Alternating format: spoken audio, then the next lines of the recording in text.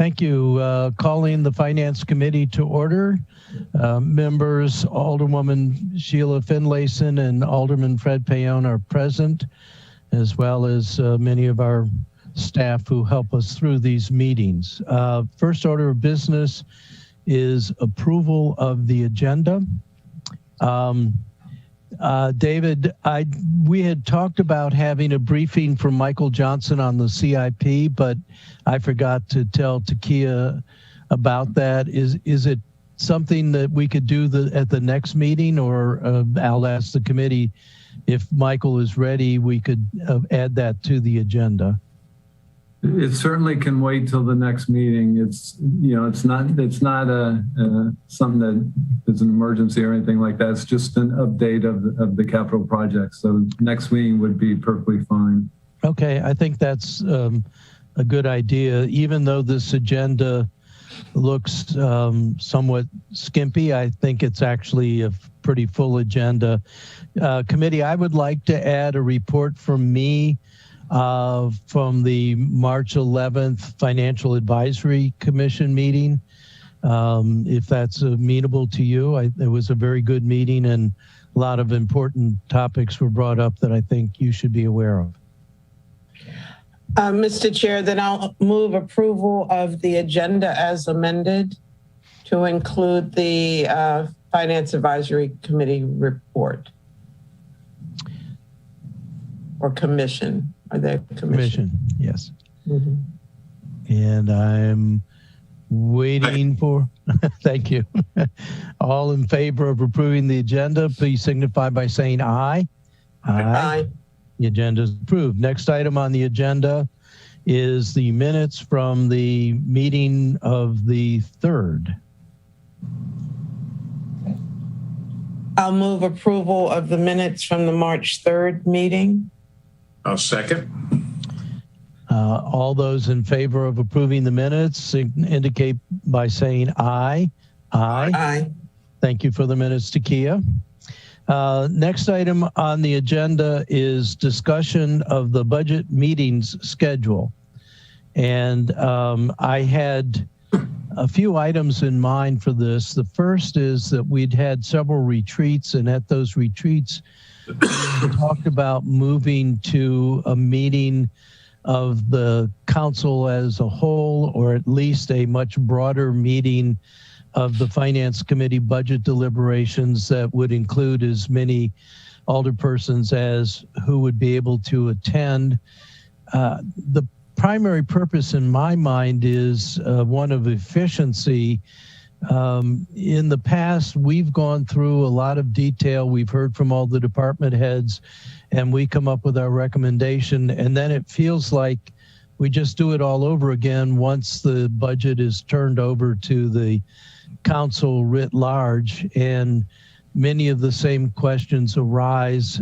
And I've felt all along that it would be better if we could include, oh, what is Fred doing? Oh my gosh, he's coming into our living rooms. I'm backing up.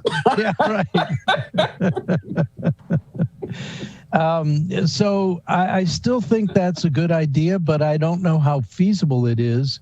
And I think certainly I'm open to what your sense of that is, committee members.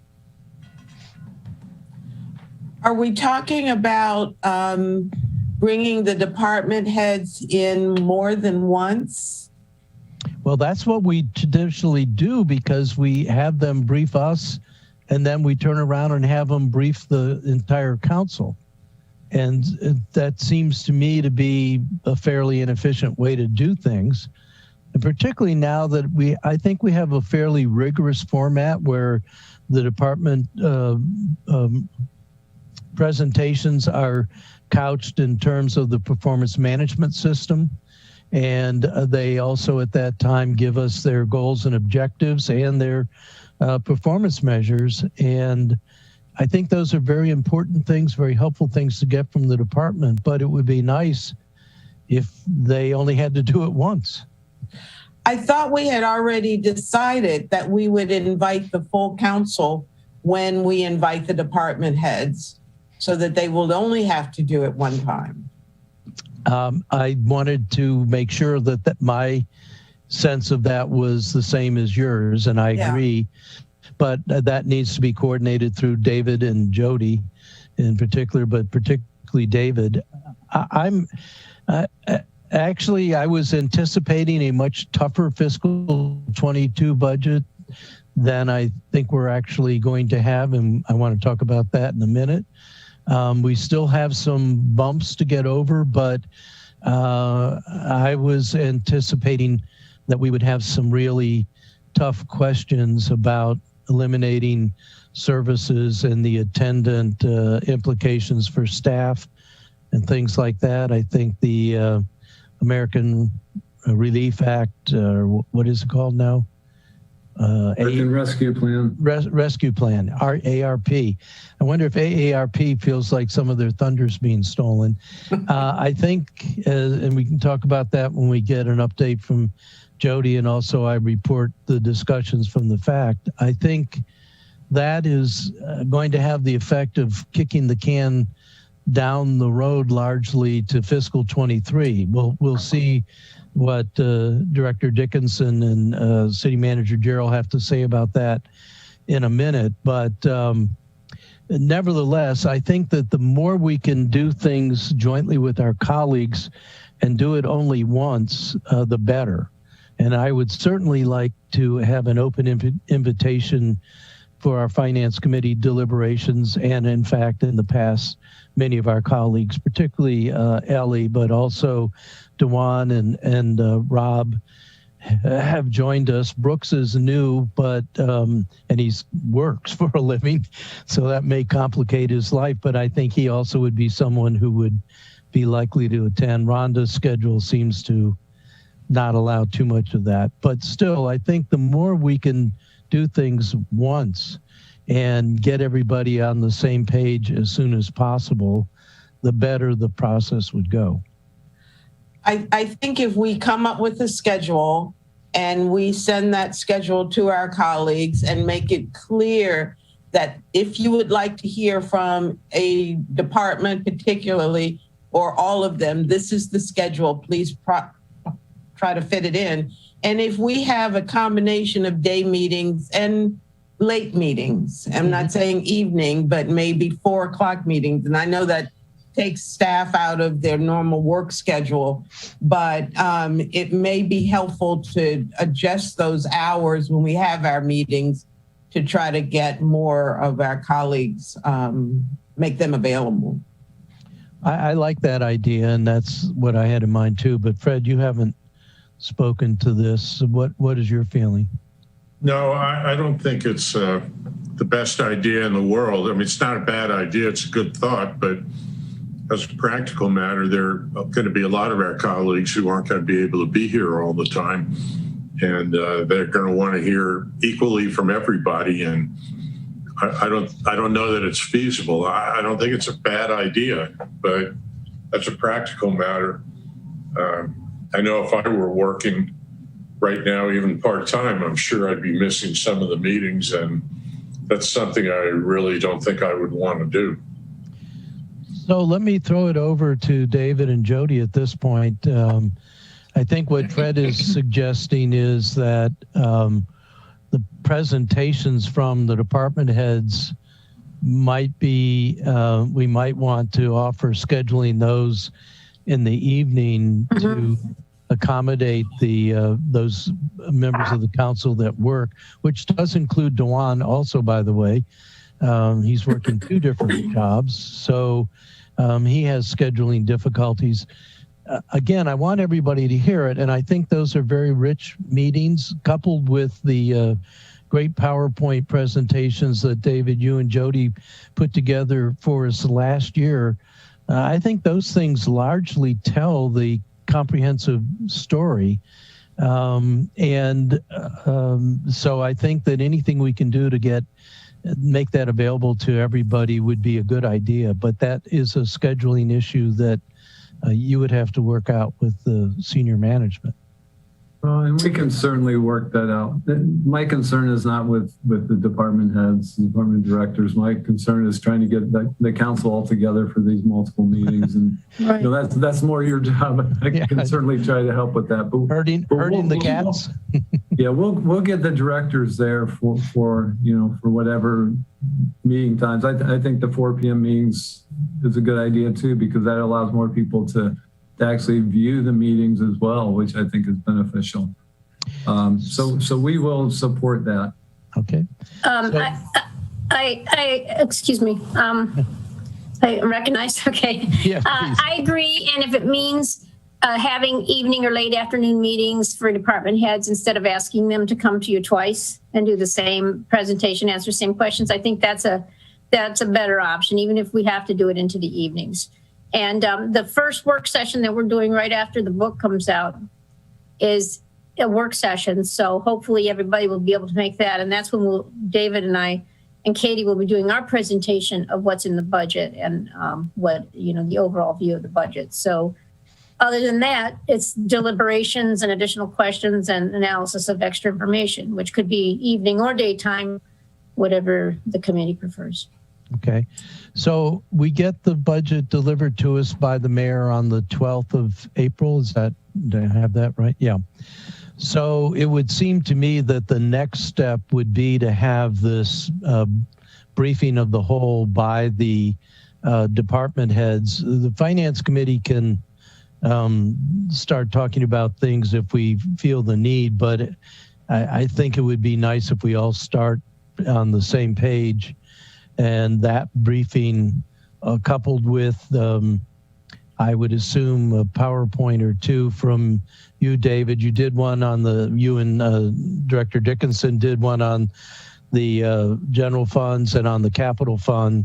I mean, all of the funds, and then the capital budget. And I still have those. And I think they were, for me, the most informative part of the entire budget. It set the tone and gave us a focus for the things to look at. And I'm looking forward to the same kind of thing for this exercise. So those would be two important pieces of or activities to have behind us before we dig into whatever detail, and I'll talk about that in a minute, that the Finance Committee will get into. We will still have the obligation of delivering our Finance Committee report. I believe what's at the 10th of May is the meeting that's due, or whenever the first meeting in May is. So we'll need to be working on that. We did, by the way, talk about this a little bit in passing at the FAC meeting, and I'll talk about that when I talk about the FAC meeting. But there was discussion about whether they would give information to the Finance Committee to include in our report, or whether they would do a report of their review of the budget separately. I don't know that it's an either or kind of situation, but clearly there is an expectation for the PAC to opine on the budget. And that expectation is that they would also be delivering their recommendations on that May meeting, the 10th of May, if that's what the date is. I don't have a calendar handy, but whatever the first, right? Yeah. So it sounds to me like we can, and possibly if the committee is of a mind with that sort of context, I can sit down with Takia and Jody and start working out an agenda and a timeline. In the past, we've met pretty much every day, particularly in the later stages as we're scrambling to pull together our report. And I don't suspect this year will be any different than that. But I think we need to sort of have a roadmap for what are the things we'll do in each of those meetings. Typically, it starts off with reviewing department by department, and then going fund by fund, and then going to the capital improvement program, and then reviewing the fees and fines, which follows the lines of the legislation that gets put forth to set the budget. Are we going to get our budget books at the April 12th meeting when the mayor presents his budget? Hopefully, if all goes well, yes. The budget ordinances and the fees and fines resolution are what comes to you in the form of legislation, but all that is prepared at the same time. So unless we have some big hiccup in the process, yes, you'll have access to the book on the same day.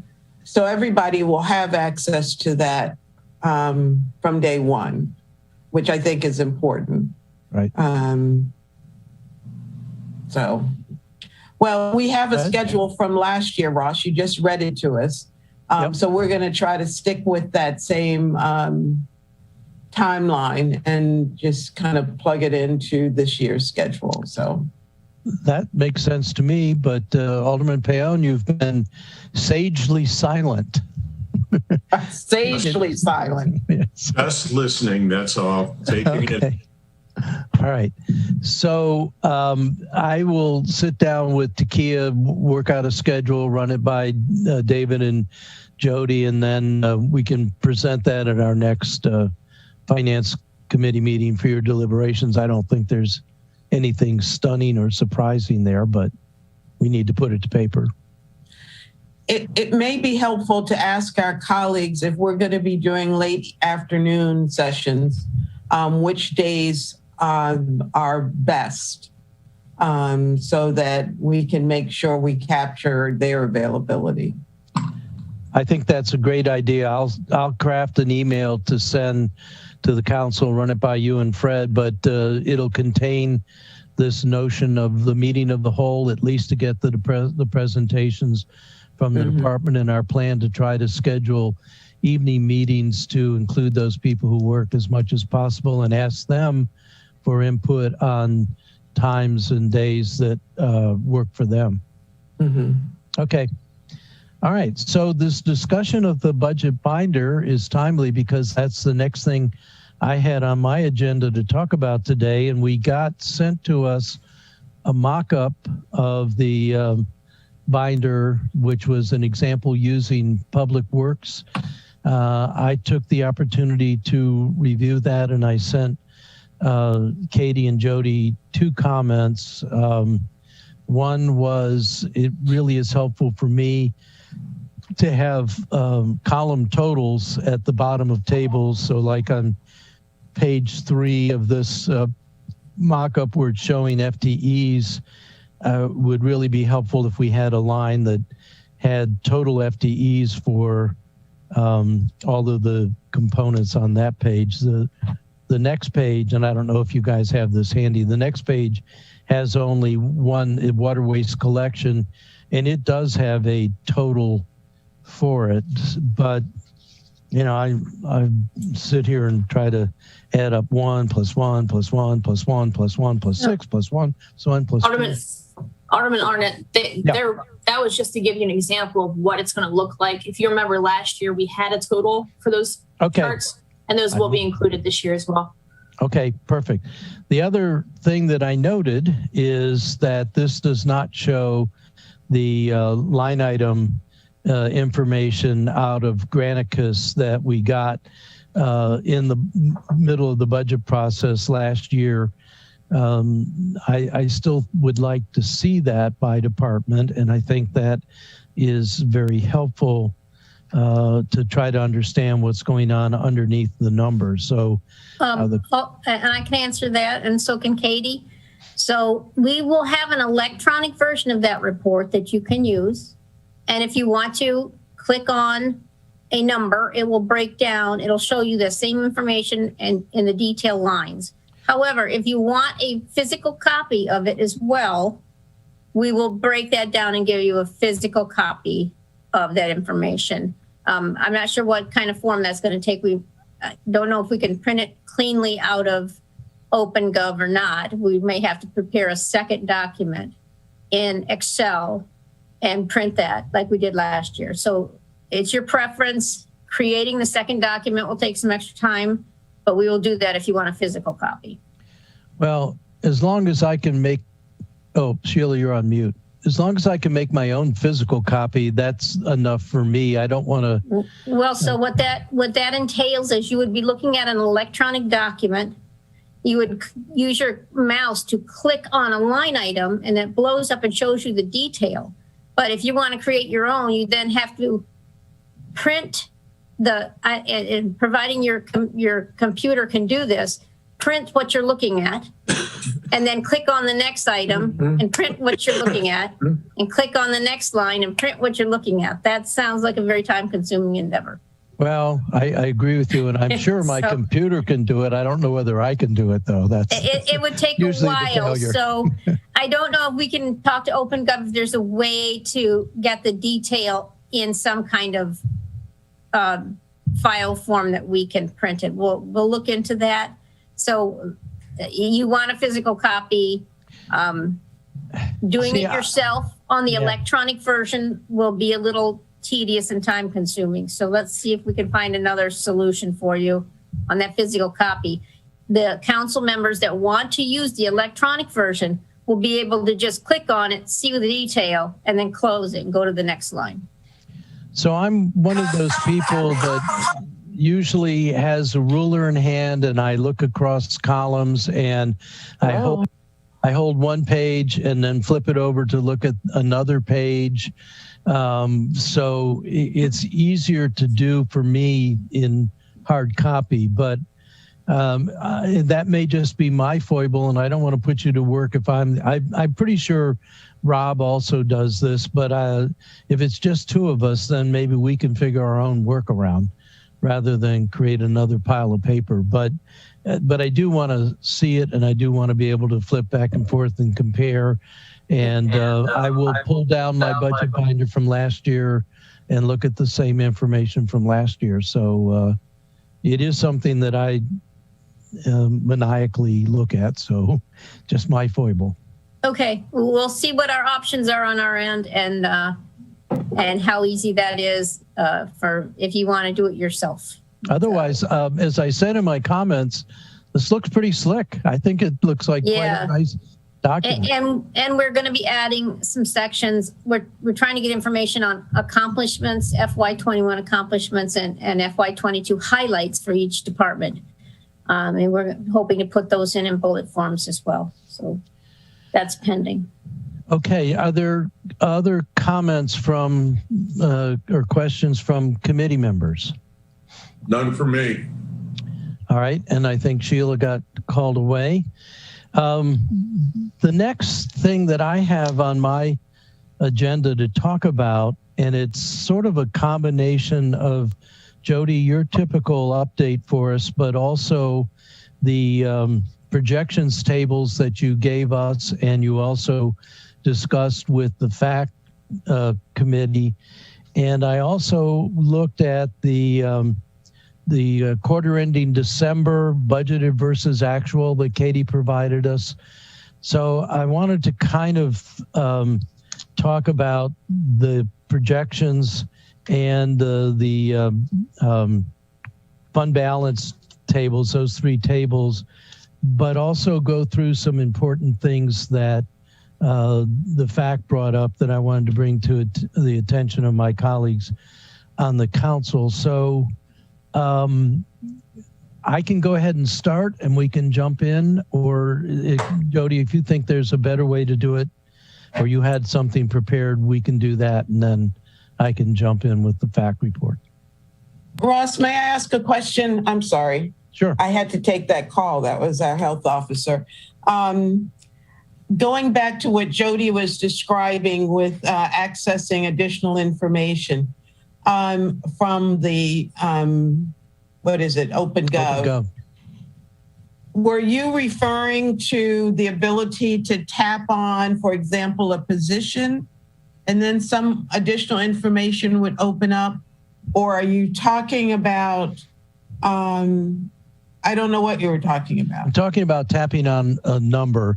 In Open Government, you have a general schedule, and then you can put your cursor on a particular number and it will drop out more detail on that number.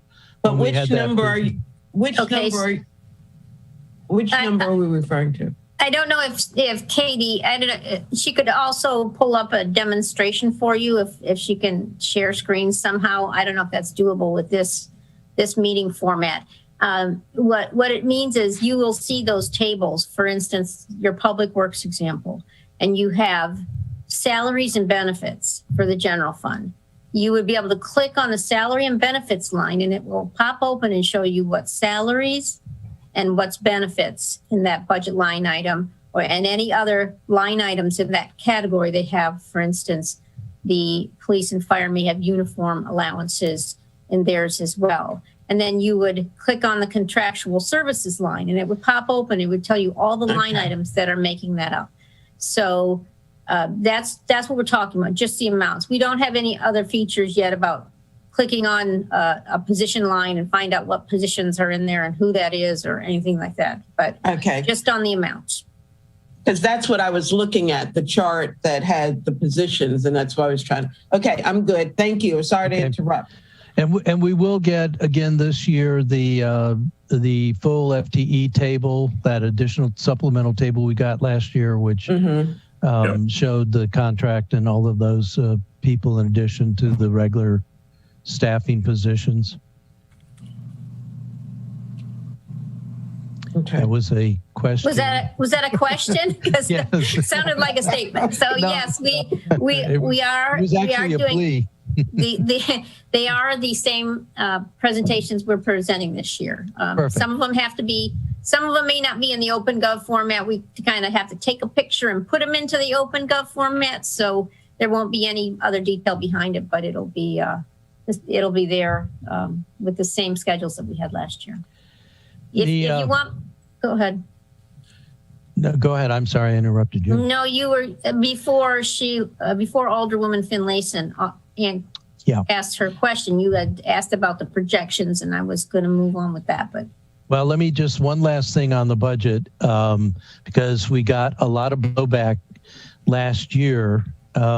Surprising because there was nothing new, but last year, Jody, you gave a full and explicit discussion of the constant yield amount, and the blowback I got was that that constant yield discussion should come early in the budget when I presume that this year we're going to, as we have to, calculate the constant yield, but we're not anticipating moving to the constant yield level. We're anticipating taking that increase in the budget from the growth in the assessed base. But when will we be putting out the constant yield information? That typically occurs, I don't remember the date. I get information from the state. They send it to me and I have to respond to them. And it's in a form. They give us the assessed value data and ask us to prepare that and submit it by a certain date. And at that time, I will be able to calculate, once we have our budget numbers pulled together by the second week in April, we'll be able to pull together the constant yield. So I think last time was the first time that we really were fully explicit about the constant yield, and I think that was the right thing to do. I think constant yield I know the history of it, the legislative history, it was kind of a tactic that was deployed by the state. Actually, Ben Cardin had a role in it. To sort of make people aware what the constant yield would be. But I can't imagine anybody, first of all, part of the constant yield is because you've had houses sold at a higher value, and that increases the accessible base. You have new houses put in place, and that increases the accessible base. And all of those come with service costs, or certainly the new properties. But if we stuck at the constant yield level, say in my first year on the council, Sheila, in my first year, our revenue would be from property taxes would be about $40 million, because we would never have changed it if we were sticking with constant yield, which of course, we could have done, but we sure as heck wouldn't be doing all of the service and level of service that we're doing now. So I think this time, what I would like to see, or I will do, is to point out to people the implications of sticking to a constant yield over time. There were times when Ellen, because of the huge growth in the tax base, was actually able to lower the tax rate. In fact, she lowered the tax rate during her first term considerably. I think it was way up near $1 per 100 of assessed value, and she was able to drop it way down. But that was with the huge boom in real estate prices, and it was appropriate to do it then. We've now slowed down to our normal 3% a year, which is pretty much akin to growth in the CPI, cost of doing business. And therefore, I think there's every legitimate reason to not go to a constant yield, except that increase in the taxes be due to the increases in the assessable base. But it did raise a lot of comments, some letters to the editor. And I think we should anticipate that there will be similar kinds of discussion again this year. And I'd like to put forward, I personally feel, but I think the city too should be putting forward the rationale on why we're planning to not move to a constant yield tax rate. Zip.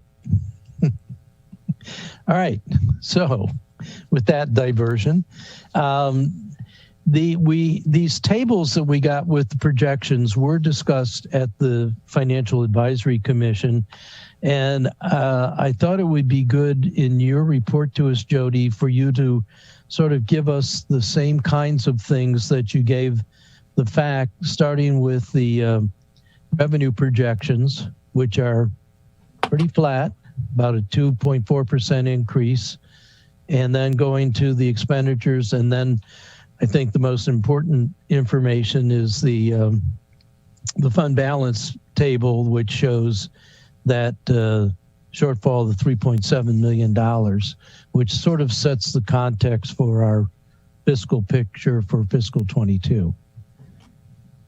Okay, so when we were at the FAC meeting, I provided these projections, did not include the parking fund or the transportation fund. I didn't have those ready yet. So I added those to the schedule that I gave you. And I will add that we sent them to the council, but they haven't been distributed any more widely than that. So you may be looking at it, but anybody on the meeting will not be able to see it. But I will say that compared to, let's start with revenues, general fund revenues. You are, I'm not following this.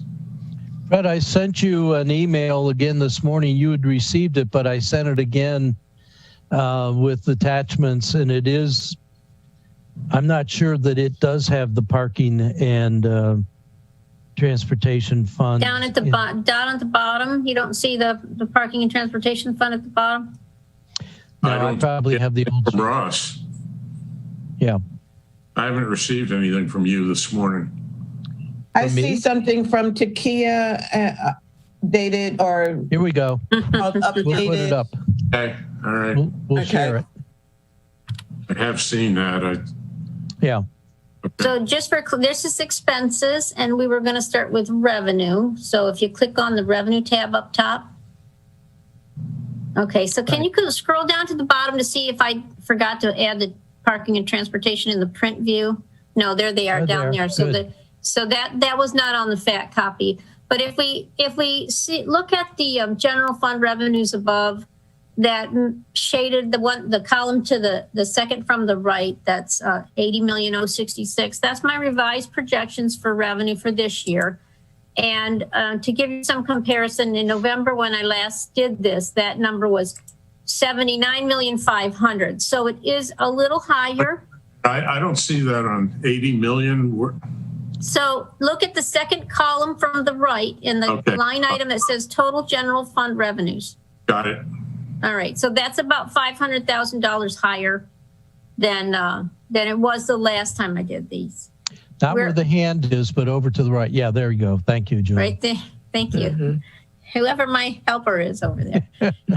So that's better a little bit. I mean, some were up from November, some were down. We're having some good realization on the income tax, which I had discounted from the prior year, thinking we were going to have some impact. But so far, we haven't seen impact on income taxes, and it's at least going to be flat from the year before. So that's a good indicator. And I think I've heard other stories talking about how the people that are losing their jobs and have remained jobless are lower income payers, and they don't pay a lot of income taxes on their income on an annual basis. So that's not impacting as much, and the higher earners are retaining their jobs and still paying the taxes. So that's not impacting our revenues much. So so that's the overall picture of revenues, and that's basically what's happened. We've had some better permitting activities, but other sources have dropped off a bit more than I thought in November. If you want to go on down to the parking fund and the transportation fund, yeah, so that you'll see based on the adopted budget, which is the third column from the right, we're down from there. We had parking fund, we had anticipated $7 million, 178 in revenue, but we're going to come in, based on my projections, just under $4 million. And on the transportation fund, we had projected a normal year would have given us the $5.3 million. We're not going to be there. I'm projecting $3,791,000. And the primary reason for that is that we had anticipated we would be sending a subsidy from the parking fund over to the transportation fund. And we did not do that. And if you see that second line where it says other financing sources, that's only projected to be $25,000. That's some other, that's the contribution coming over from the general fund for the bus shelters. So that revenue is not going to be there because of the parking fund not having enough revenues to send it. So we hope that the revenues from the CARES money that the transportation fund received will be able to fill most of that gap. And this projection that I did here is only anticipating that we'll get the CARES money to the extent that they've released it for use. Remember, I've told you before that they gave us access to half of the $4.1 million this year. And we had anticipated that they would release the other half at some point, but so far we have not gotten the other half of the funding. We've asked for it. They had anticipated we would get it next fiscal year, but we've asked them to see if we can get it, some of it released this fiscal year to help us with this issue. So we haven't found out about that yet.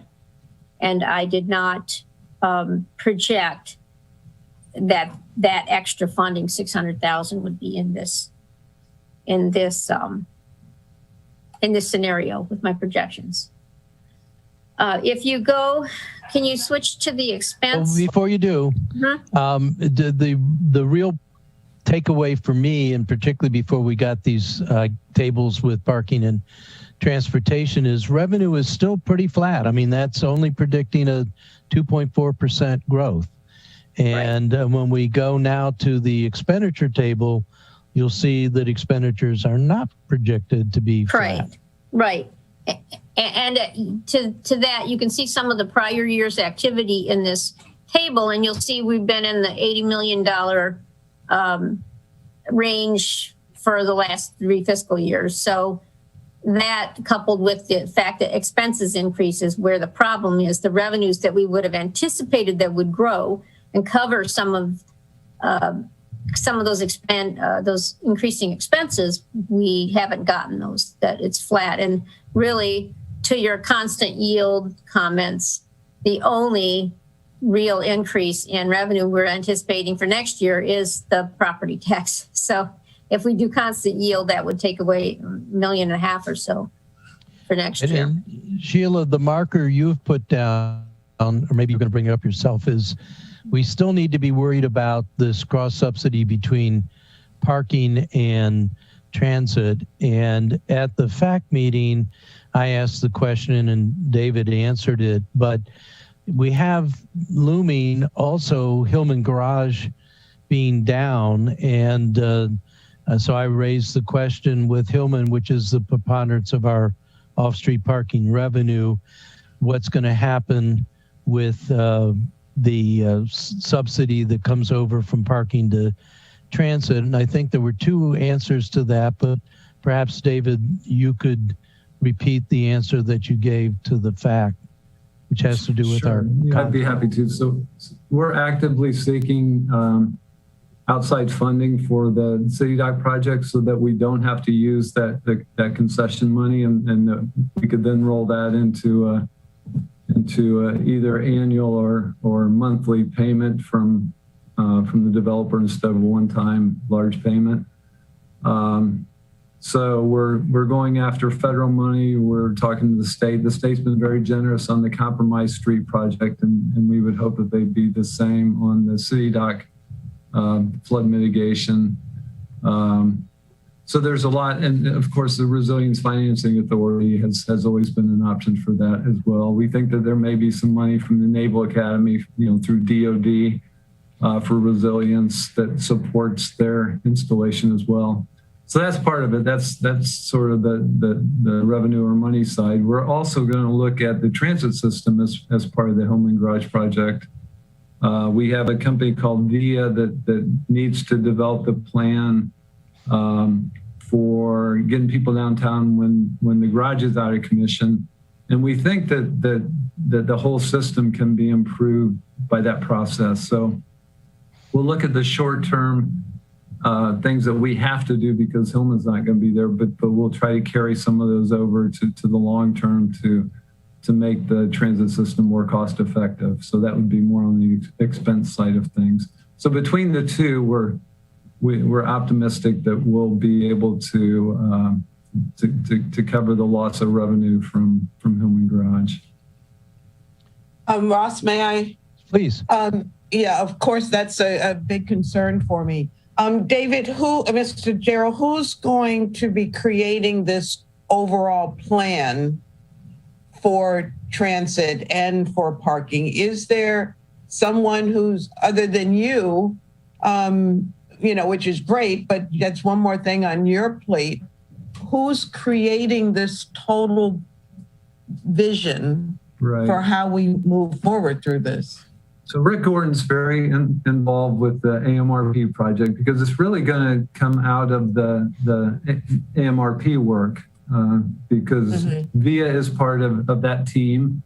And so they'll be looking at putting the plan together for the time that Hillman Garage is out of commission, but then looking forward as well. So there's a whole group that's involved with that. Rick sort of has the lead from the technical side. But there's going to be a lot of public outreach involved with that as well. The residential neighborhoods around Hillman are very interested in getting meters installed on those streets so that we don't just push all the people that are parking in Hillman currently out to the residential streets. So we're also looking at that and getting a lot of good feedback from the Ward 1 Residents Association group about that. So they're kind of looking holistically at all these options to make sure that the parking operates correctly during the construction, but then that things improve after more of a long-term situation. Well, good. That's what I was looking to hear, that there's a kind of a global perspective that's going to encompass everything. I have another question for Jody. I'm afraid I missed part of what you were saying about the federal funding that came in for transportation or was it transit? And what was it, 4.2 million that I thought we could spread over several years, but I caught the tail end of your comment and you were saying you were trying to get 600,000, I think you said. Yeah, so you want me to lead you through that funding scenario? It gave us a grant of $4,157,000, and they released for use half of that at the very beginning. They said, we're going to immediately release half for your use. So we that would have been a little over 2 million, and in FY20 we used 740,000 of that. I think it was 740 to help close the gap for FY20. If you remember, in the last quarter of FY20, the downturn really hit transit hard, and parking. And we used 700,000 to close the gap in transit fund for 20. Then in 21, there would still be, of that first half that they released, 1.3 million roughly left. And that's not going to be enough to close the gap for transit in FY21, mainly because we didn't send any money over from the parking fund, which would have been, I think it was programmed to be $2.7 million. But we only sent in 20, no, I'm sorry, I got the wrong number. It's, I don't remember what the budget for that one was for this year. It was over $2 million. We are not sending any because the parking fund can't afford it. So we need more than the 2 million. Oh, gosh. 1.3, you said. Round numbers. 1.3, that's right. Yeah. Thank you. Yeah. It's too early in the morning for me to do math in my head. $1.3 million is not enough. We need another 600,000 of that second half to make it work for transit. We have asked, transit has helped by asking MDOT for releasing the second half, but it's not up to MDOT. The federal government has to release the other half. And so far we haven't gotten the commitment for that. We're hoping we will, but we haven't gotten it yet. What's the likelihood of us getting the other half of that 4.2 for 22 or 21? I mean, I think we were counting on that to get us through these difficult years. But where are we? So I don't know what the Fed's plan was for releasing that second half originally. Our transit department did not expect that money until fiscal year 22. However, I did not know that when planning the budget. When they said they were going to immediately release half, I thought that meant immediately for FY20 and we could be using it in FY20. I didn't know we'd have to wait more than a year for the second half, although that money can be used, as you indicated earlier, through several fiscal years. I think it would carry us through 2 or 3 more fiscal years if we needed it. So it's got a long time frame, but I did not realize that second half wasn't programmed to be released until FY22. So I don't know what their plan was for that second half, but we've asked for some of it. I'm hoping they'll release some of it to help the transit fund. Last question. What is the likelihood that we'll get additional funding with this new round of, and I forgot the name of it already, but with relief plan. Relief plan, yes. Was any in that fund for transit or transportation? As far as we can tell, the city of Annapolis got nothing. Although there was a lot of transit money in that bill, we don't see anything in there for the city. And I don't know if the city manager has more on that or not. We've been looking into it to figure out how they allocated it.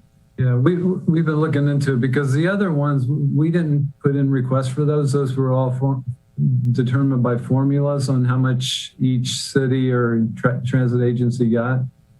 And for some reason, this latest American Rescue Plan didn't include any for us, but it included significant funding for other agencies. So we're trying to figure out whether they changed how they're allocating that, or if it's still based on formula, and we just weren't listed that's going to come through MTA or some other agency, because it's just odd that for the other two bills, every single agency got some, including us, and now this one, it looks like we were left out. So we're trying to get to the bottom of that. Mm-hmm. Okay, thank you. So I thought, Alderwoman Finlayson, these would be, and I appreciate you bird dogging this particular issue, these would be things you would want to hear about. And for me, and I hope our constituents, I feel pretty reassured that the administration has a good handle. We're still tiptoeing through some things, and there's some things that remain ambiguous, but I think there is a way to see our way through and be in a really reasonably good shape for parking and transportation. The slow growth in the general fund revenues is going to be a continued concern, particularly when we turn to the next page, which is the growth in expenditures. If we can do that, please, Julian, if you're ready for that, Jody. I'm ready, but I thought Alderwoman Tierney had her hand up at some point. I didn't see that. If she got her question answered or not. Ali, you're not on my screen. Sorry. Oh, that's probably good for you. No. There you go. Sorry, I didn't. Yeah. No problem. Alderwoman Finlayson asked a big part of my question. The only other question I had was, I see that on the off-street parking charges, our projections of 4.6 are obviously less than fiscal year 2021, but more than fiscal year 2020. So my simple question is what is the basis of that number, specifically with, I guess, sort of the start of the Hillman project? I know you spoke of that, but that's my question. What was where did that? So number? the 4.6 million that you're looking at is our 22 projection. Yes. And that was as of the time, and I have not updated that yet. Okay. For what we're looking for in the budget next year. So my updated budget number may be different than that. It may be lower. When I do my 21 projections, I look at the trends. We take the amount that we've gotten to date and look at the trends, and then anticipate it in monthly parking revenues increasing as we go, because as the weather warms up, as you've seen recently, the parking garages start to fill up and people start coming downtown. So I did some projections based on March, April, May, and June, and the monthly projections increasing to reflect the warmer weather and the increased traffic downtown. So that's my best estimate as to where we're going to end up in 21. And like I said, the 22, I don't have the numbers in front of me for the FY22 budget and what we're looking at so far for that, but it may be different than the 4.6. Okay. Maybe higher. Oh, well, that's better. Okay. All right. Well, it depends. Yeah. And I think that'll the trend become apparent soon if things start opening up and we start to get the traffic and the Naval Academy starts having its events and we do the boat show, and all that's going to reflect in that number. Okay, great. Thank you so much. Okay, so we can click over to the next tab on the expenses to the left. So this, in the general fund, I'm projecting 80,052 on total expenses at the bottom. Yes, thank you. The last time I did these estimates for you, that number was 82,969,000. So, and remember when I did these November projections, I said we didn't have a lot of history yet for the year to look at to see how departments were saving money. And that's become more apparent as we go out through the year and we see the operational savings that we're having in the departments. Many departments have had, we've held them to a higher turnover level by keeping positions vacant a little longer. Rec and Parks has not been filling its temporary and seasonal and contractual positions and giving them as many hours because of their decline in their programming. So all the departments did really well at trimming their expenses from where we had been projecting it in November. In November, my projections pretty much reflected budget, but in a couple cases I trimmed it back, but I was anticipating they would spend what they had budgeted. And now it looks like they're all coming in under budget. So Jody, if we could just divert quickly, I know probably the other committee members don't have it in front of me, but I'm looking at the quarter ending December 31st, and it pretty much department by department reflects exactly what you're saying. Underspending to the tune of anywhere from 5 to 10% by component, except for one notable component in the finance department. Which one? Non-allocated.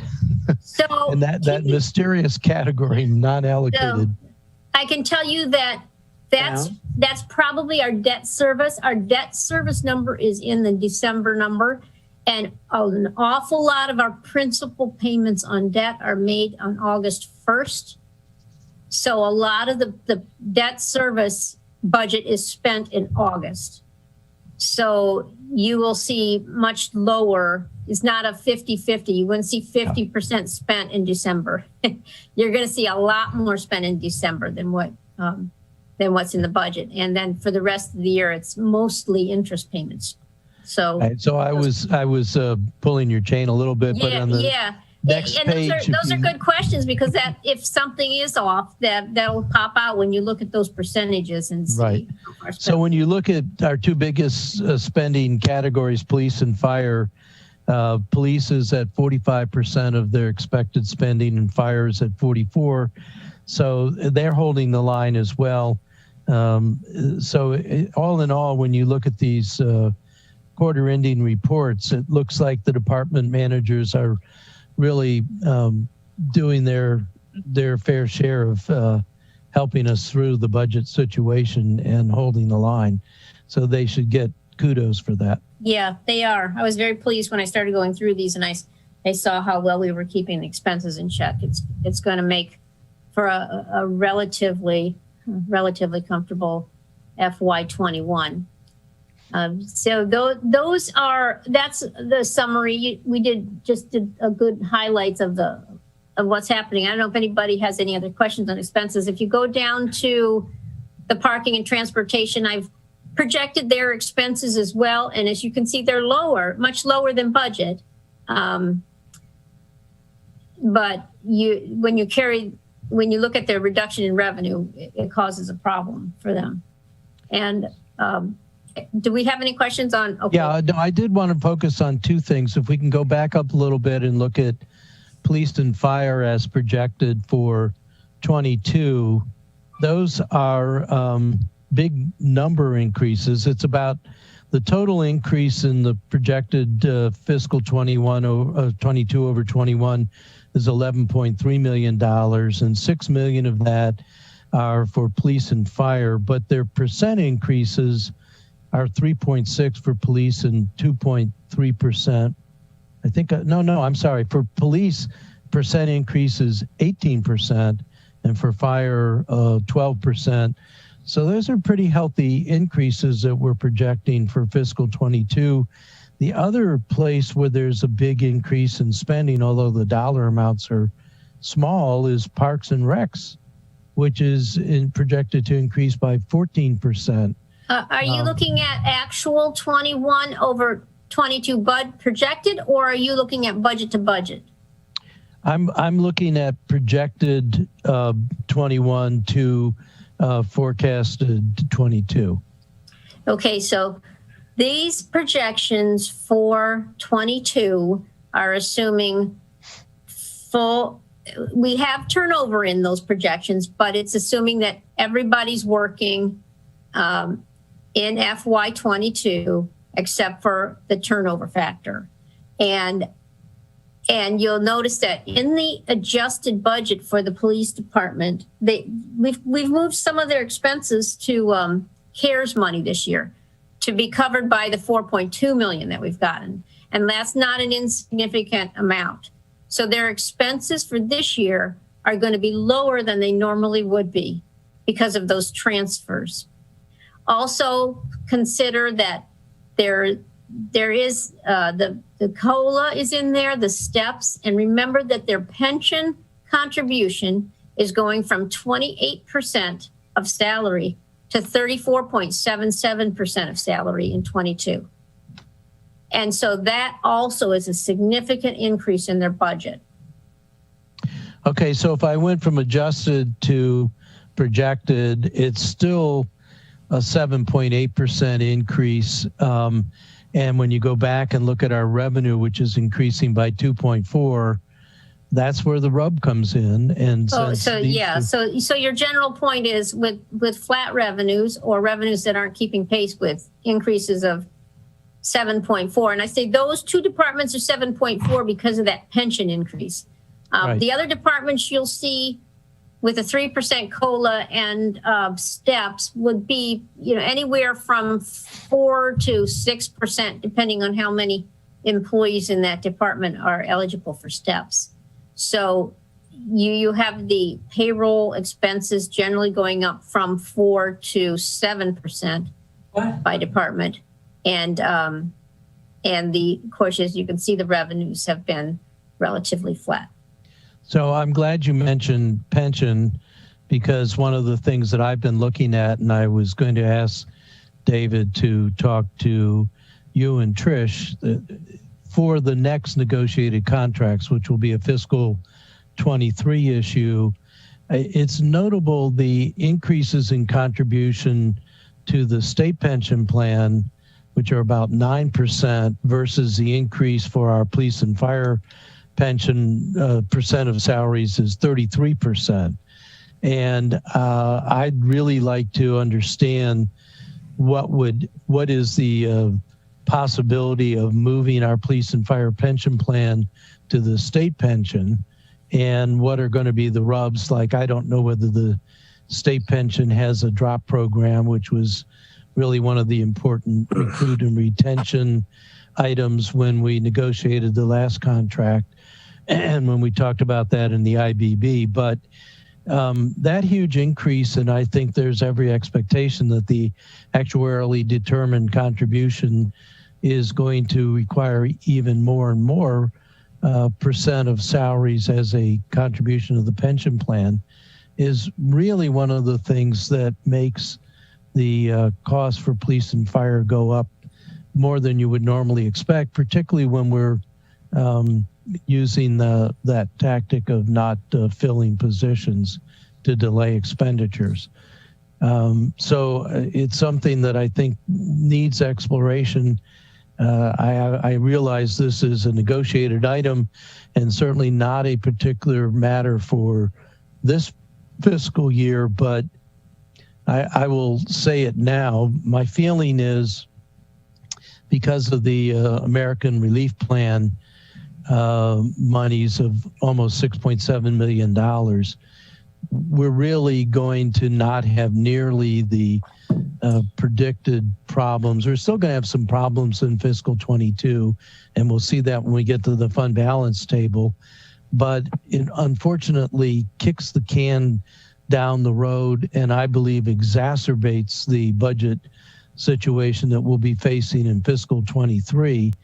And one of the questions I believe the council needs to ask itself is, how much do we want to smooth the big bump we're going to get in 23 by actions we take in the fiscal 22 budget? And I think those in turn are things that the administration is going to need to be talking to the employee components when they talk about things like COLA step increases and those sorts of things. But that perfect storm that we had brewing of a big budget deficit in an election year looks to me like it has every prospect of being significantly avoided, but just pushing the problem down the road to the next fiscal year. So it's something that I will want to be talking about in the Finance Committee budget deliberations, and I think we need to be mindful of. Mr. Chair, if I might chime in here. Certainly. I think, not unexpected, right? I think that a presentation would be appropriate because there has to be an understanding of how we got to where we are as far as our pension costs. We talk about going to the state, assuming they would even consider taking us, but you can't move forward without looking to how we got here. We were, I want to say, derelict in not funding our pension in the past. And now we're having to make up for that difference. It's not that we're being extremely generous. It's doing the right thing as compared to others. We compared ourselves to other jurisdictions, and we were grossly inadequate in our funding of our police and fire pension. So I think having the actuary come in and actually do a presentation and explaining how we got here will help us to figure out how we move forward. Because there's so much misconception. And if you just look at it on face value, you get a very different picture from what has actually occurred. So I understand your point. And of course, I was working with you and the IBB when we recognized that. But I think we've now fully addressed that. But that does not make the huge burden of the ever increasing contribution go away. And I think that some of the things we can legitimately be talking about is for future hires, negotiating this for future hires, that they go into a defined contribution and go into the state pension plan. So that leaves all of the current employees intact with all of the benefits of the current pension plan. But I don't think this pension plan with these ever increasing contributions for the actuarially determined amount is sustainable. And this is the biggest single part of our budget. Appropriately enough, police and fire are what our constituents expect, that and potholes and clean water, sidewalk repairs. That's what our constituents expect from us. But it is growing and growing to be more untenable. And I would also offer that to the extent that we continue with this place in police and fire, given our slow growth in revenues, it has the prospect of crowding out other services, just flat out not being able to provide those services because we don't have the revenue to do it. And those are things that I think we, particularly the council, are charged with looking forward and addressing and having the tough love kinds of talk about those sorts of things, because we do have a growing structural deficit, and we have clear trends over the last several years, and we put that in the table in our last year's finance report, showing how our spending for wages and benefits are exceeding our revenue sources by a 3-to-1 margin. So it's a reality. There's nobody to blame for that. That's just what the situation presents, and I think we need to really be thinking about what we can do down the road to bring that back into a feasible relationship. I agree, and I'm all about options, and I think we will have to look at what all of our options are, but we're not going to bargain it here. No, that's but anyway, I have another question. Two of the bargainers are in this meeting in the form of David and Jody, so we do need to be planting the thought with them. Right, and with all the information. Exactly. With all the information. I have a question that may be somewhat frivolous, but I'm just interested. How did the pool do in the first year? I saw it, but now it's disappeared from my screen. Well, the pool, we're projecting that they're going to spend about $239,900. Julie, can we move down? Can we scroll up? Yeah. Scroll down to the bottom of Rec and Parks where the pool is. Okay, there it is. Yeah. So their expenses for their budget was $282. They saved a bit because, as you know, they weren't open exactly when they were supposed to be open, and they had limited capacity. So they were able to keep the expenses down a bit. If you're asking about how many visitors and such, you'll have to talk to Director Trader about the details there. So they were able to save some funding there, which is good. I don't need details. I was just wondering how they did with the reduced budget. I mean, not budget, but the reduced schedule for last year. Yeah, and I don't have their pool revenues broken out on the revenue. It's a part of the charges, the recreation fees that are in the revenue schedule. So I don't have that broken out here to compare. But I'm glad you took us here, Sheila, because that's where I was going next. I added up Parks and Recs, and I'm particularly interested in Parks, but the total in revised 21 for Parks was 4.8 million, and the projected total for new spending in 22 is 9.5, which is a $1.1 million increase, but it's a 22.5% increase in spending. So after looking at the growth in police and fire, which are 18 and 12% respectively, this actually is one of the largest percent increases in spending, albeit, again, relatively small dollars. And I think that that's something that I want to get into more detail when we get into examining the budget. That's a pretty healthy increase compared to a 2.4% increase in. Yeah, but a lot of that in 22 was presuming that they would continue with activities all year for 22. And have like camps and classes, they have a significant increase. They didn't have very many camps and classes this year. 22, I don't think they're planning to bring them back for a couple months. Whether or not they pick those up later in the year is yet to be seen. So this number may go down a bit based on the budget coming in, because the pandemic is lasting longer than these projections would have planned. And so a lot of that is not just the increases of the salary rates, et cetera. It's adding more staff back to conduct their programs. Yeah. So, and I'm not saying there's anything wrong there. I'm just saying it's a notable increase. Somebody's calling. I got to tell them I'm in the meeting.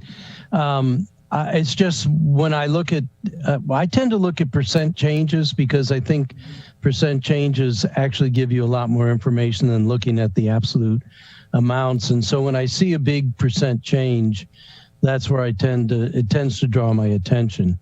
And that, by the way, is a good question for Katie. In OpenGov, can we create percent change tables to underlie the dollar amount tables? So I don't think that the end user can create anything, but I can ask them if I can put that in while I'm putting the charts together. I don't know at this point, but I can ask. Okay, I would appreciate that. When I was working on gross domestic product and then national health expenditures, and we had volumes of tables like this, we would have the absolute numbers, we would have the percent change over time, we would have the percent distribution, but then we also looked at first differences, and it's really first differences where you see the big changes up or down, and that's what then draws your attention back to looking at what's under the hood. Why did this have such a big uptick or downtick? And it makes analysis of what's going on much easier for those that want to get in under the hood. So that would be an interesting question if OpenGov could help us with that. Ross, may I ask where you're getting your percentages, or did you do those yourself? I did them myself. Yeah, you do the math. It's actually 18.4%. Well, it depends upon which column you jump from, but yeah. So, but that's kind of tedious to have to sit here and sort of add up the subtotals and then calculate the percent increases. So it'd be nice if that was something that for those that are unusual enough to want to get into that level of detail. I suspect Ellie and Rob might also be people that would be susceptible to doing that, but it actually makes it easier to understand where you might want to focus your attention. Almost always when you see those things, just as today when Jody gives us the detailed explanation, there is a reason, but it's always good to see where those things are popping up and then understand the reason. Like, for example, I've never really understood fully why we spend so much money on parks. I mean, it's the biggest single component in Parks and Recs. And so this year, one of the things I promised myself is to get into an understanding of what all is going there. In the FTE table from last year, I was surprised at the number of people, full-time equivalent, were employed in parks. It's a lot of people. And, you know, it may be totally legitimate. It's just I've never paid attention to it, and I'd really like to know more about it. Mr. Chair, do you know how many parks we have? I do not. And I think that's a very good question. I'm thinking, if my memory serves me correctly, it's 30-something. But having a park, what is it you do? You mow, collect leaves, trim branches. I mean, that is a lot of money for doing that. And it may all be just exactly the way we want it. But as I say, I look for the big numbers or the big changes or the big percent distribution. And it just begs, you know, why is that kinds of questions? I'm sure Mr. Trader, Director Trader, would be able to expound on why we want our parks to be beautiful. I have that same confidence, but I still have questions. Mm-hmm. Okay, to your questions about adding information on here about percent increases, I would be glad to provide that for you, but you're going to have to specify which two columns you want to compare, because I could compare several different versions and create several columns of percentage changes for you, but I would only want to put on here what you think you're going to really want to see. Yeah, so. And I would turn that around, Jody, because you already, you really said that I should be thinking about the launch point being not the revised 21, because that's an aberrant situation largely because of COVID, but taking off from the adjusted. So I would really turn around and say I'd look to you for your advice about what's the best thing to look at. Okay.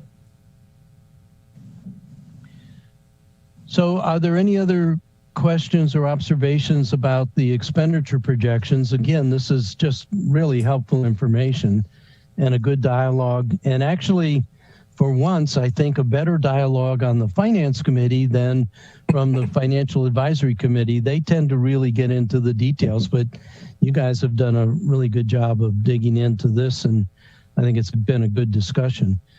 The last table we have is the fund balance table, and that has a number sort of in the middle at the bottom that is sort of a flashing number that bracketed $3.7 million. But Jody, could you sort of walk us through the information here? Yeah, so that bracketed $3.7 million is actually a good thing. All right, that's telling you 21 is saving money. And when you calculate at the end of 21 what we will need in our general fund balance, that 15%, we will need 14.2 million. We are going to have 17.9 million. So that's saying that there is no, so it's a bracketed, it is the fund balance that's in excess of the requirement. So that means that we will have money to funnel into our reserves at the end of the year, and we will not have to tap the budget stabilization fund as we had programmed in the budget. So that's good news. The area that we need to look at, one is if you look at parking and transportation in both of these years, and I'm puzzled about the expense number in transportation. That looks right, but it doesn't tie to what's on that other schedule. So I might have something in error here. But if you look at the transportation and the parking funds, you'll see that the revenue for 21 was less than the expenses. And those should be at least equal. And that's where we have an issue in 21. We'll have to decide on the parking fund how we address that. We could use some of the ARP monies to fix that. If not, we're going to have to figure out where we want that difference to come from. We've either got to be okay with removing it from our fund balance or figure out another revenue source for it. And hopefully for the transportation fund, we will be able to use the extra $600,000 from the original CARES grant that the transportation received that we talked about earlier. If you're looking to 22, we have to get the revenues in the top line for general fund. We want the revenues, projected revenues, to be at least equal to projected expenses. So that is where the issue lies for 22. I think it's going to be a better picture than what you see here. Those 22 projected expenses don't reflect what's going to be in our actual budget next year. And our revenue picture may be a little bit better as well. So I would, it may not be as big as that delta you see there between the 89,046 and the 81,966 of revenue. Right. But we're going to have to use some of that federal ARP money to make that balance. And that's $6.6 million we're anticipating? 6.6, yeah, 6.663 or something like that. Mm-hmm. Yeah, I had 6.64, but it'll, whatever it is, it's a big chunk of money and will go a long way towards making us not be fiscal 22 as disastrous a year. I mean, we still have some problems to sort through, there's no doubt, but it's not going to be as disastrous as we were thinking going into this budget. We'll see what comes out of the mayor's budget, and I'm sure all of that will be put forward there. We don't have a lot of time. I thought I'd fly through quickly. First of all, are there any questions from the committee on this last table? I have a question, and just for clarification, the 3.7 excess at the bottom of the last chart, is that above what's required in the fund balance? Yeah. Correct. In our, is that what I'm reading? Yes. Yep. It would be a surplus. Right. So the entire 14.2 is going into the fund balance, and then the excess is the 3.7. Yes, and that gets divided into the reserves. Okay. Okay, thank you. Just wanted to be clear. Covered a lot of what the fact talked about. I'll just hit some highlights. Bob Burden pointed out the same thing that I have been talking about at this meeting, that the ARP money is possibly and probably likely going to have the impact of kicking the structural deficit revenue versus spending issue into fiscal 23. And I do think that we ought to be devoting some time to talk about that at the Finance Committee deliberations and with the administration to see if there's anything, just like last year we talked about, do we want to do anything with the fiscal 21 budget in anticipation of COVID difficulties. I think we need to talk about post-COVID, hopefully post-COVID, potential difficulties in the fiscal 23. David gave us an update on the Resiliency Authority, which is we're being negotiated at the county with help from David, Jody, and Michael Johnson. And I believe, David, you said that the county is coming up with legislation in April, and we'll see what that says. Yes, so the latest is that since the work groups finished their work back in December, the county attorney's office has been putting together the draft legislation to establish the Resilience Financing Authority. And they have done that now. We've reviewed and provided comments, and they've revised it.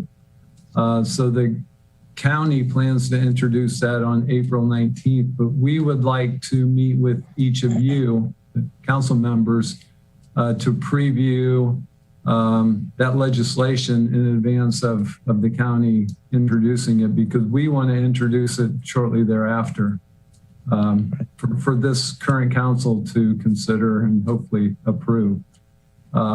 We need to let the county go first, because without them, this is a much different program. So we would like them to pass it first, and then we would hopefully pass it shortly thereafter. But we've got the draft legislation. We need to get it into the city's format now for legislation, and then we would want to discuss it with you all.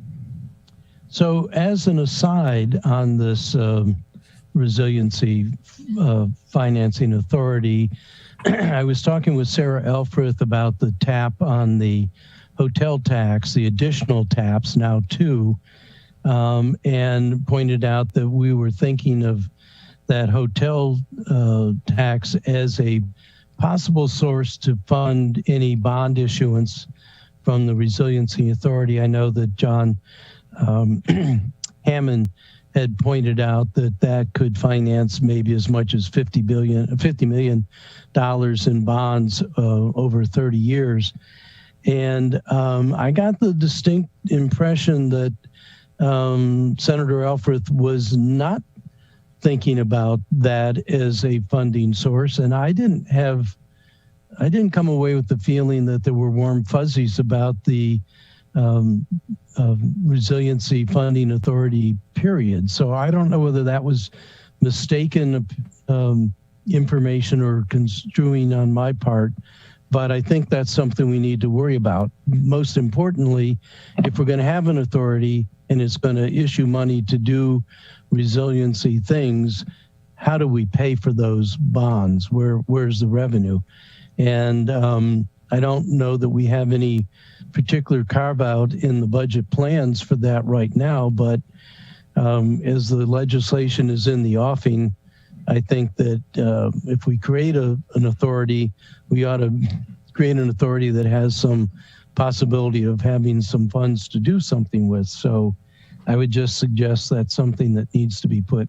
And David, of course, has already thought about this, and he's going to tell us.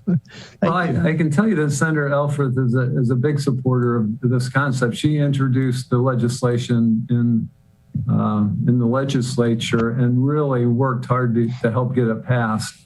But when it was passed not talking about the hotel tax, but talking about a whole bunch of different options that are available to raise money, one of them potentially being the hotel tax. I think if the hotel tax were to be used, that the hotel tax would have to be increased. So what her current bill does is just carves out the current tax a little bit differently, takes 6% away from city's control and sends it directly to other uses. But I think the Resilience Financing Authority would raise the hotel tax amount. And so it's kind of a different issue somewhat, but probably still an option that's available depending on what the city and the county jointly want to do. So in fairness to Sarah, because I think she is a good friend of the city, I was a little miffed that the delegation was reaching into our pockets and allocating for us the hotel money. And I was pointing out that that was particularly onerous in context that we didn't get our full pilot from the state. And now some of our flexibility is being siphoned off. So I probably was not presenting myself as a friendly constituent, but I still am upset, and I was pointing out that for art and public places, we already have a tap on the general fund, which I think we now should think about taking out of the legislation in Title VI, taking that tap away since there's now this other source of funding. I also looked at the quarterly update tables and noticed that arts and public places is nowhere near spending even the amounts of money we allocated to them. And I do think that from year to year, they're carrying over money. So I was not particularly pleased with what I thought was an incursion into our prerogatives. And then we added to it the tap for the housing affordability, which I'm quite in favor of a housing affordability fund. In fact, I think that is the right way to address affordable housing.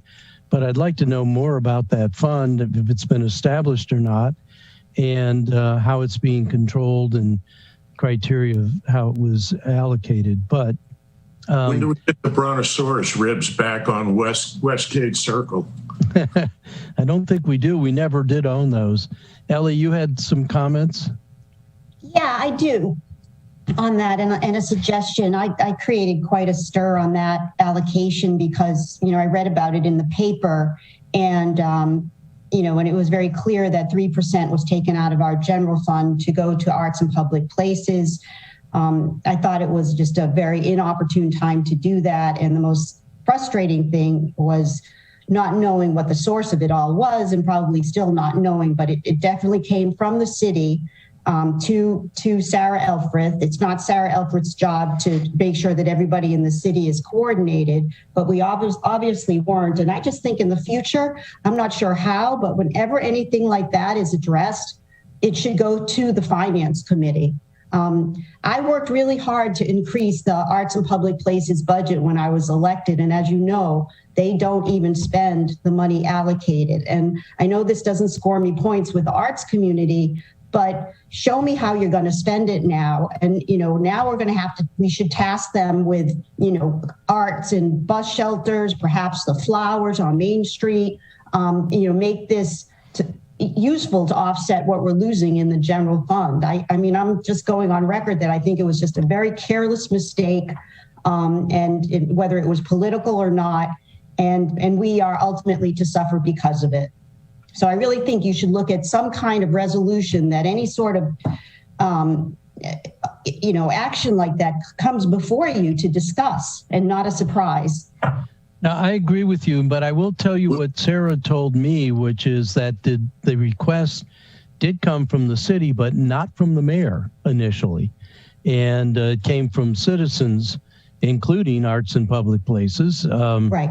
And I think there's some other difficulties there that I won't go into. But since they already have a tap out of the general fund, I was wondering why they needed this additional tap. And I do think that it is, I have to say, I am kind of miffed that the state is reaching in and allocating funds for us. We won't have a choice evermore. Yeah, that will be going to arts and public places and to affordable housing fund, period. And that reduces our flexibility to control our own destiny. Yeah, the law says it has to go to an established fund, so our choices are limited. And you're correct. The lobbying for it was directly from the chair of AIPPC, directly to Sarah Elfreth. She's been hounded for years, and their thought was that whoever is in the administration, it doesn't matter who's mayor, they will still get this money. So. Right. So congratulations to them for their efforts. It wasn't just the chair. Some other important people in the city or influential people also went to Sarah. So, but it did not get initiated by Gavin. Yeah, it doesn't matter. By the way, West Annapolis would be more than happy to take the flowers if downtown doesn't want them. Okay, Fred. They'll be at your doorstep tomorrow morning. Yes, sure. Jody, you had your hand up. Yeah, I just wanted to clarify that the $40,000 that's currently in the city's budget is completely discretionary, and has been the choice of the city for all the time it's been in there. So we have the option of taking that back. Right. And the net would be whatever the 3% is. We keep using the number 75,000, but that's just based on the most recent full year of collections from the hotel motel tax. As that goes up, if we start getting more short-term rentals in and, as the economy turns around, that starts to climb. And we're doing this monitoring with the host compliance and we get more in, that number is going to climb from 75 and could get quite a bit higher. So the 40,000 that we're given, probably we'd want to consider taking that off the budget. Right. And we could give them more. I think that it's in Title VI, the TAP is like 0.00005% of the general fund or something, whatever the level. What's title? I don't know what you're referring to as Title VI. First of all, AIPPC is a part of the city. It was formed by the city. It's the city's art commission. So we could always give them more if we wanted to ourselves. We don't need state legislation to give them more. I think this was an attempt to guarantee the future, guaranteed that way. So, and also we're going to need to decide where we take that money away from, because if we can't spend it on, if we have to spend it on those purposes, we have to cut something out of our general fund.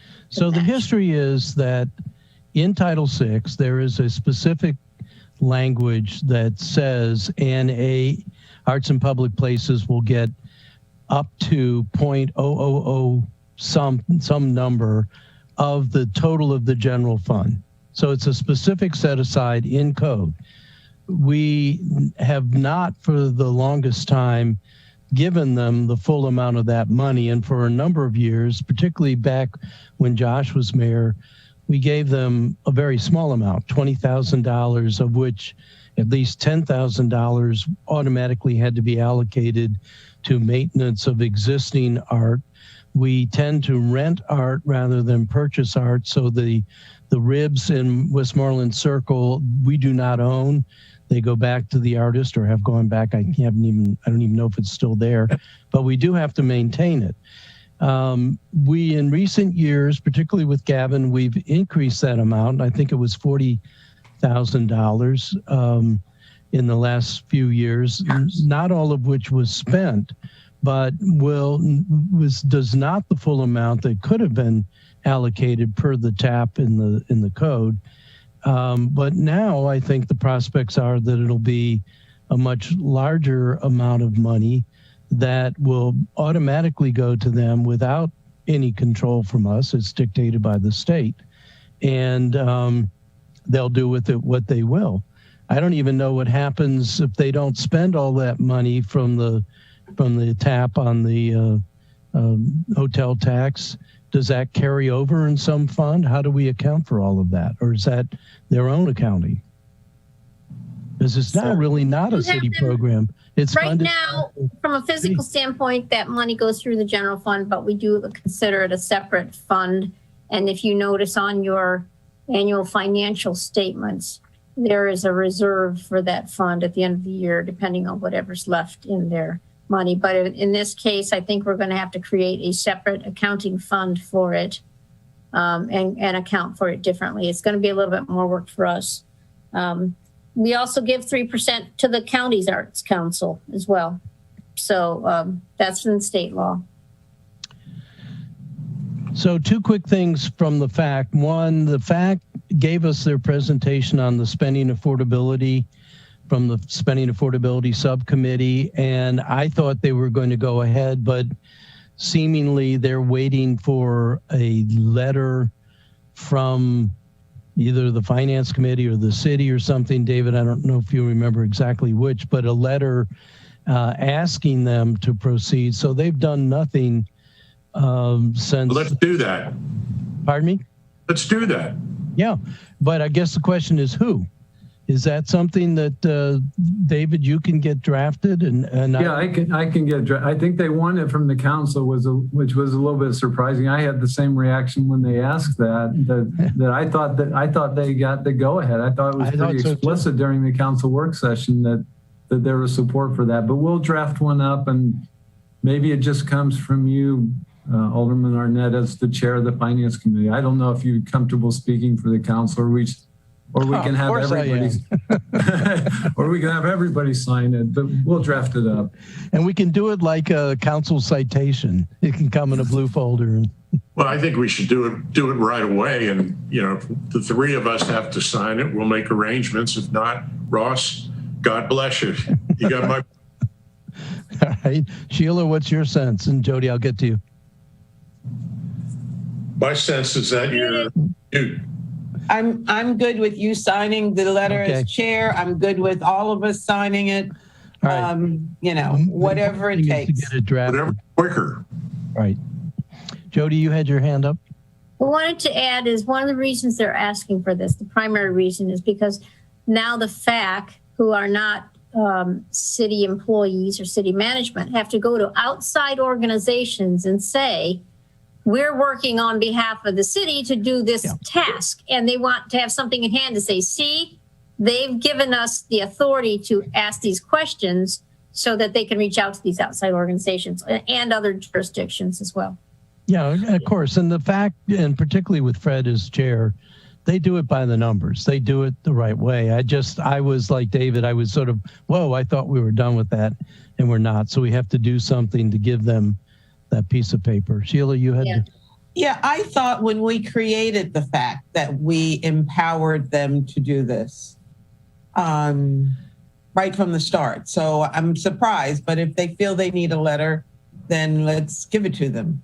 But I thought by virtue of the creation of that commission that we, like I said, empowered them to give us their best opinions, I guess. I think you're right, Sheila, but Fred Sussman, who has been a fabulous chair of the commission from the beginning, is a municipal lawyer, and he is a dot the I's and cross the T's kind of guy. So we know we'll do it. We'll give him the letter. Yeah. And Godspeed, please get working on this because it's something that will be useful for us. It's useful at the county level and the state level. So we just want to get it done. Okay. The last thing from the fact was to returns to the pension benefit plan. And one of the things that they're going to look at is a comparison with other municipalities, how they handle their pensions and things like that, which I think is an appreciated, helpful thing for them to do. And I assume they'll go ahead. And they were going to ask Jody, they did ask Jody for help through our actuary because they do manage other pension plans. So I'm assuming they'll come to you, Jody, and ask for that help through our actuary. It was as always, a good fact meeting, and I really encourage you.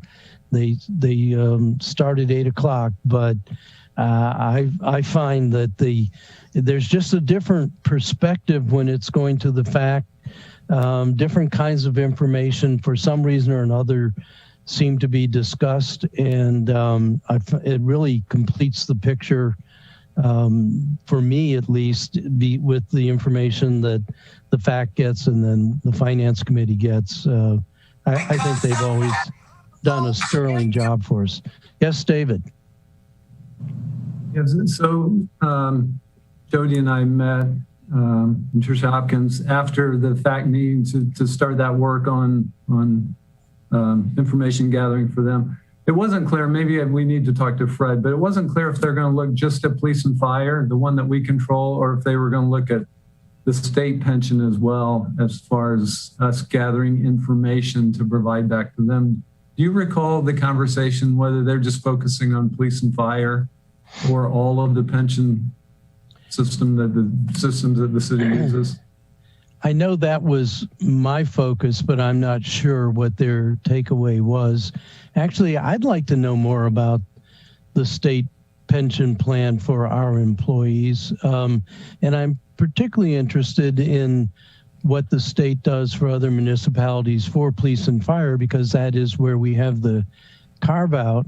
And there may well be legitimate reasons why we're better off doing our own. I know Ellen started it as a promise that she made when she campaigned for mayor. Larry Uvala and Kathy Sulik both advised her not to do it, that pension plans are in the long run problematic, but it was done, it is done, and it is clear in our discussions that Sheila, you and I had in the IBB, it's very important to them, and it is a promise that we've made to them.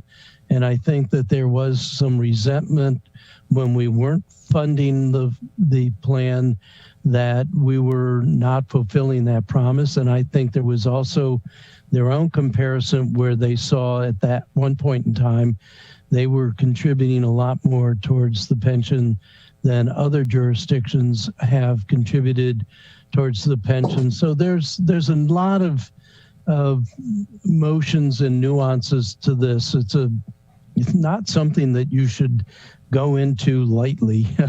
It is packed with all kinds of emotions and pitfalls, but it is something that is a big and growing part of our budget, and I think we really do have to take a look at it, and I think that it should be part of your considerations when you negotiate for the fiscal 23, 24, 25, and 26 contracts. May I add, Mr. Chair, I would encourage them to look at not only our system, but the state system. I'm not sure how we would compare the systems if we don't truly see what the state offers compared to what we offer, and all the nuances, including the cost and the benefits for each. That is what they're going to do. Okay, because I thought I heard you say they're trying to decide whether to consider the state's plan. I don't know how they could compare if they didn't do both. And I think you meant to say that we were funding our pensions far less than other surrounding jurisdictions, as opposed to yes. far No. more. You said yeah. Well, I thought I said other jurisdictions. Yeah. We were way behind. So yeah, we were way behind. Yeah. Let's see, what my notes say is they want to compare to other municipalities. Ed is, I think, going to lead that on the commission. And I think that we did have discussion about looking at the state pension plan as well. Mm-hmm. And I think that's obviously something we have to do. If that's a consideration to look at the state pension plan, what was not discussed there, but I brought up today, is this notion of moving for all future hires from defined benefit to defined contribution, no matter where the pension is held. So, and that's what a lot of other states and municipalities are doing across the country. It does not hurt current employees, but it could, as you know, Sheila, because we talked about this a lot, could have an impact on recruitment, because our pension plan is a pretty reasonably good pension plan, and with the drop program is also attractive. And we know we're having a very hard time, like everyone else, recruiting public safety people. And so we can't be taking an action over here that kills us over there. We have to be full spectrum analysis, but I think we do need to do the analysis. Well, we've run long, but I appreciate, I thought this was a very good meeting. Is there anything else for the good of the order from committee members? Or move that we adjourn. Well, visiting alderpersons. Thank you for being here. I'll second. I said enough. All right, we have a motion to adjourn. Thank you, David and Jody and Katie and Takia and Julian. Thank you, everybody else. And Kate. Thank you, David. Oh, David's gone so quickly.